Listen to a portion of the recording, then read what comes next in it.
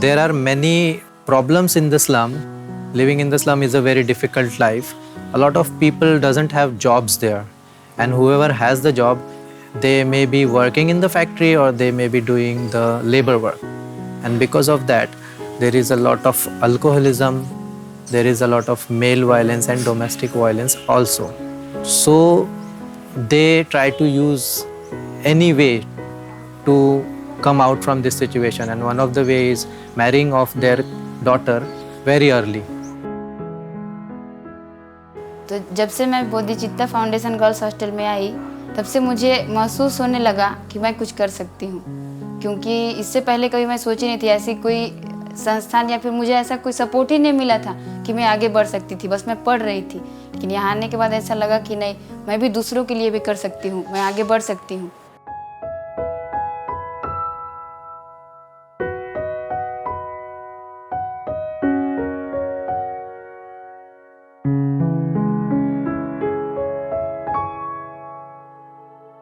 Ndeti nditapu imodzi yomwe singakwanise kupasa madzi ana sukulu yonseyi chifukwa chakuchuluka kwa ana amene atili nawo pano. Chifukwa pakali pano tili ndi ana okwana 7,000. Lamulo limanena kuti pa hygiene pazikhala madzi, mwana akachoka ku toilet asambe m'manja, koma zonsezi sitimakwanirisa chifukwa choti madzi tinalibe. Sukulu imeneyi yakhala ikusaukira madzi apa mjigo nthawi yayitali kwa zaka zambiri.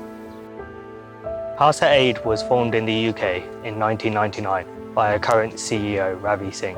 We're a faith-based organisation also specialising in humanitarian relief projects. We currently work in Africa, Middle East, some parts of the Caribbean, also some of our biggest projects in Asia, specifically Punjab in India. We've done 27 hand pumps so far and 1 solar-powered pump in a school just outside of Blantyre. I think these water projects are so important is because water is such a vital part of human life. No life can survive without water, and just to give basic human need to people is such an important thing. Tinali mavuto muzimwa ntambo kamba kusowa madzi, ana amasegula mimba komanso ena amamwalira, koma kamba obwera kwantanyadira vuto limene latha ndithu lakuvuta kwa madzi. Takunyadira alendo athu. Azimayi athu amakatunga madzi madera atali njigomene usanabwere. Khalsa Aid has chose Malawi. They did not choose that who is belonging to which religion. They just came to play their part to help someone, which in our religion is taught that you have to help someone. You will only take a sword to fight, not for yourself, but to save someone. So water is playing the same part. If you are trying to save someone's life, it means you are providing water.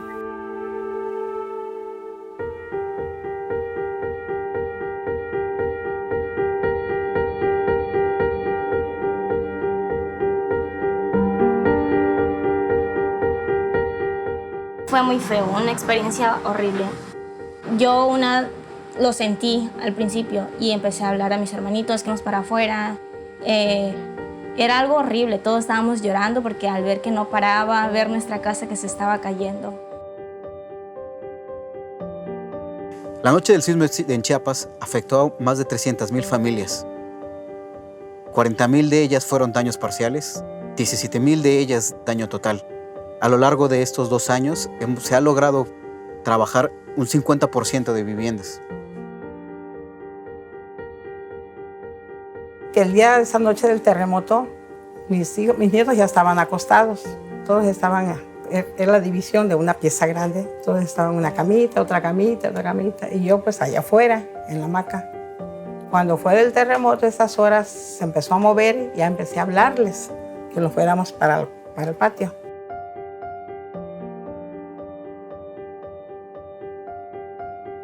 El proceso técnico que tenemos en Hábitat para la Humanidad México consiste en hacer copartícipe a las familias en todo el transcurso de la construcción o reconstrucción de su casa. Nosotros procuramos que estas familias participen desde el diseño hasta en el proceso de la construcción, no solo de su casa, sino de la casa de sus vecinos, lo cual ayuda a generar nuevamente las redes.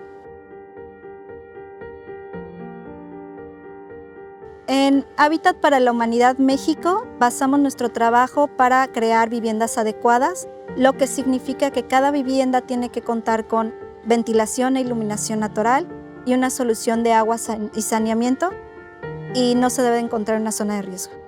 Realizar el uso de las ecotecnologías y democratizar el conocimiento acerca de la sustentabilidad nos ayudaría a elevar las mejores calidades de viviendas en el estado de Chiapas. Porque una de las cosas que hay detrás de cada eventualidad de ese tipo es una ayuda desmedida de mucha gente de todas partes del mundo que vienen y dicen vamos a ayudar. Hubieron comunidades que básicamente sí fueron muy afectadas y que vinieron a ayuda de todos lados. Creo que esa es una muestra grande de poder ver que nuestra humanidad tiene un futuro, partiendo desde este sentido de no ser egoístas, sino capaces de compartir.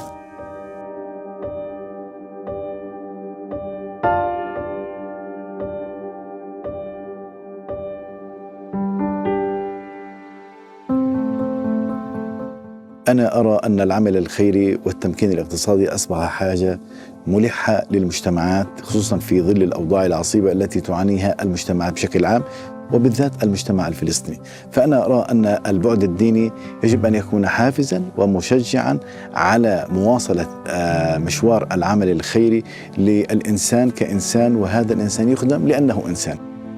فصار في قفزة هائلة. المنحنى بخصوص نسب البطالة ونسب الفقر متصاعد، وهذا تحدي كبير يواجه الشباب الفلسطيني، ولهذا وجد برنامج التمكين الاقتصادي للشعب الفلسطيني، والذي تحول لاحقا إلى المؤسسة الوطنية الفلسطينية.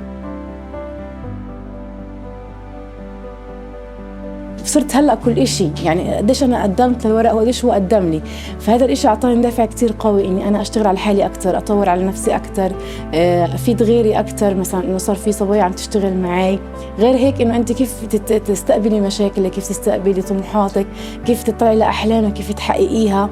فهذا الإشي كله ساعدني من خلال هاي الأوراق، الإشي البسيط يعني. تحديات والله بالأول إنه أهل البلد رفضوا فكرة أول شيء إنه يعني بنت إنه اللي تدير مشروع زي هيك وهي اللي تشتغل، وكانوا يعني بصراحة يعني في منهم يخجلوا إنه أصلاً يجوا عندي على المحل، لأنه بتعرفي كيف إحنا قرية بلدة يعني، بس إنه مش كتير منفتحين. صاروا يعني أول شيء بالأول ما حدا يعني إنه كشباب أو شيء زي هيك يجوا يوصوا، بس فئة نسوان بنات يعني أشياء زي هيك. بس مع شوي يعني مع الوقت ولما أنا تجوزت. What we've seen under the DEEP program is that female entrepreneurs encounter very specific problems when they try to start a business or to grow their business. And so the DEEP program has been very constructive in helping them overcome these issues, such as a lack of support from the community, or sometimes envy or jealousy from family members, sometimes difficulty with access to funding. And this is where the DEEP program has not only encouraged them and supported them to grow, but also to become role models in their community, supporting other women, really helping them along. In the state of Palestine, UNDP's role is very much one of encouraging economic empowerment and of support to the Palestinian Authority. And so in this close collaboration with the Islamic Development Bank, we've been able to focus on goal 8 of the SDGs very much to ensure that people have access to decent work. احنا ما عندنا أي تحفظ على التعامل مع أي مؤسسة لها أي بعد ديني على الإطلاق. احنا بنعتبر كل المؤسسات هي شريكة في التنمية الاقتصادية والاجتماعية، ونعتبرها أنه هي جزء من التنمية المستدامة، ولذلك احنا نتعاون بانفتاح مع كل المؤسسات التنمية الإسلامية والإغاثة الإسلامية وغير ذلك، مع جمعية الشابات المسيحيات، مع كل الجمعيات أيضا المسيحية والإسلامية.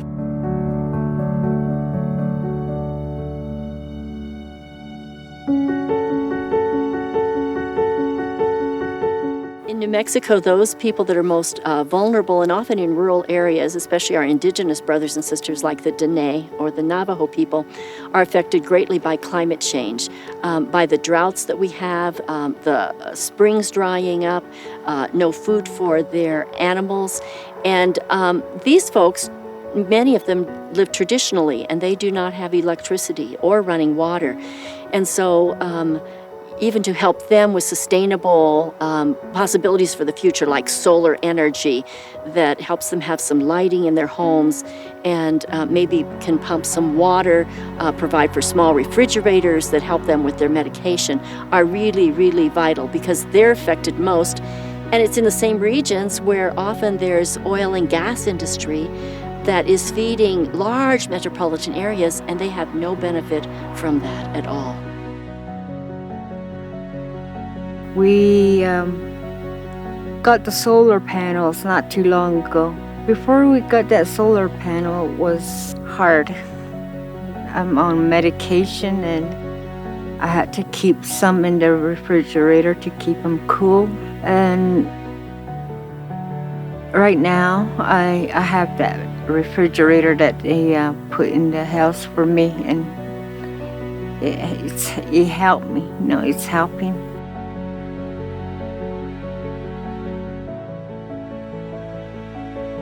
Faith-based communities are very important in achieving the Sustainable Development Goals, because I believe that together we can be a more powerful voice to the communities for achieving sustainable development and protecting Mother Earth and her inhabitants, and of course protecting the environment.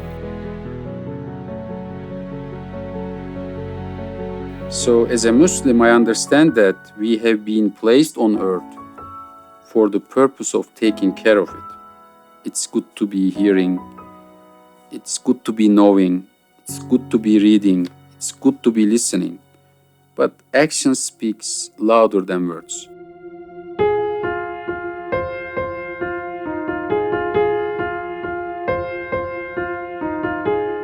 We are in Rwamanja Refugee Settlement, which is in southwestern Uganda.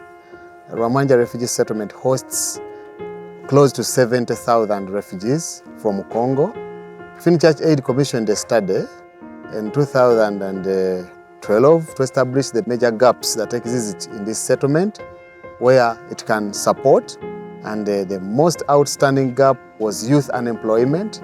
The youth wake up in the morning, they have nothing to do, they just stay there redundant. It was a very big security threat to this country, having such an energetic force without any job. That's how we established the BTVET project to support the youth. Numva aho bari kwigira, nja kwiga ibyo gushona, maze kwiga bampa imashini, uno ndavoraga,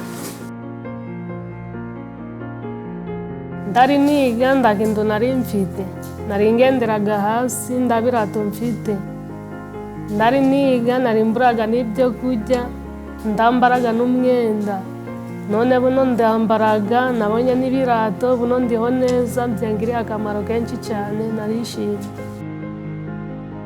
Education should focus on life skills for self-sustainability. I really want to comment that Finchurch Aid is answering the gap in education in Uganda. Because at Finchurch, people train life skills, and immediately after graduation, they put into practice what they have studied. For instance, we have seen people graduate from Finchurch and they are doing saloon. So even when they don't need certificates and degrees, but they can do saloon work and they can sustain themselves and their families.